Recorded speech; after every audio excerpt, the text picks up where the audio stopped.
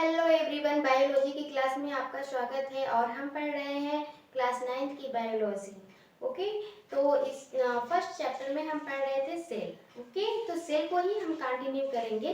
तो हमने previous class में यूनिसेलुलर और मल्टीसेलुलर के बारे में पढ़ा और आज हम पढ़ेंगे सेल मेम्ब्रेन और सेल वॉल के बारे में।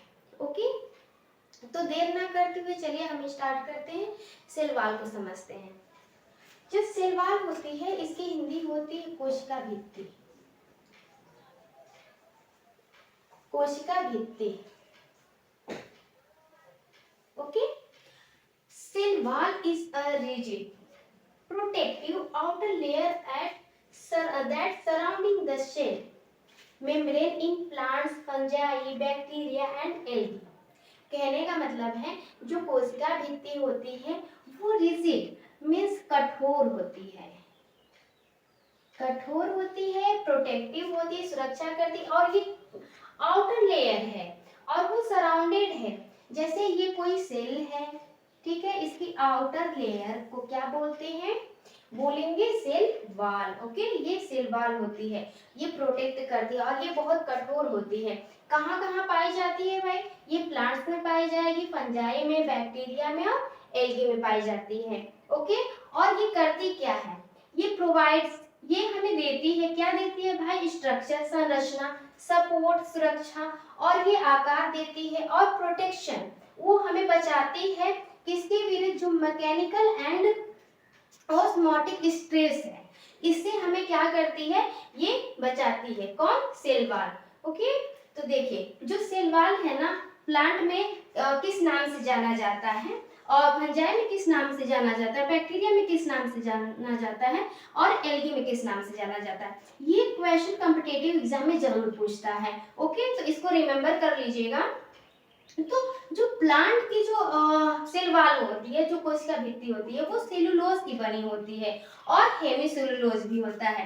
और जो फंजाई होता है ये कंपोस्ट बना हुआ होता है काइटिन का और बैक्टीरिया कंपोस्ट ऑफ पेप्टिडोग्लाइकॉन, पेप्टिडोग्लाइकॉन से बना हुआ होता है। किसका भाई? बैक्टीरिया का।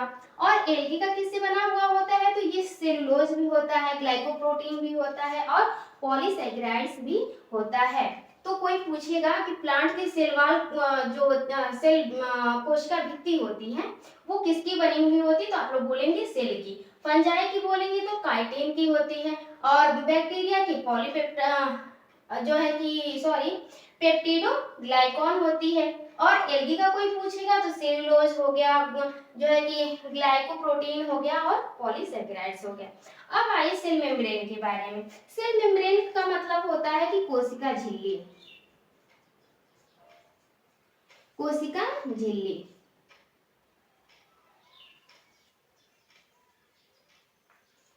इसे बोलते हैं कोशिका झिल्ली। ठीक है, देखिए हमने बताया था आप लोगों को, ये जो कोशिका झिल्ली, जो ऑर्गेनेल्स होते हैं, जो कोशिकांग होते हैं, तो एक जो कोशिका होती है, कोशिकांग अंग होते हैं, वो बिना झिल्ली के ही होते हैं। और कुछ होते हैं जो एक सिंगल झिल्ली से बने हुए होते हैं और कुछ होते हैं डबल मेम्ब्रेन होते हैं, दोहरी झिल्ली से बने हुए होते हैं। ओके, तो ये कहाँ पाई जाती है और इसका काम क्या है? चलिए देखते हैं। सेल मेम्ब्रेन, इसको प्लाज्मा मेम्ब्रेन के भी नाम से जाना जाता है। ये सिट्स, ये होती है जस्ट इनसाइड, मतलब अंदर की तरफ। किसके भाई?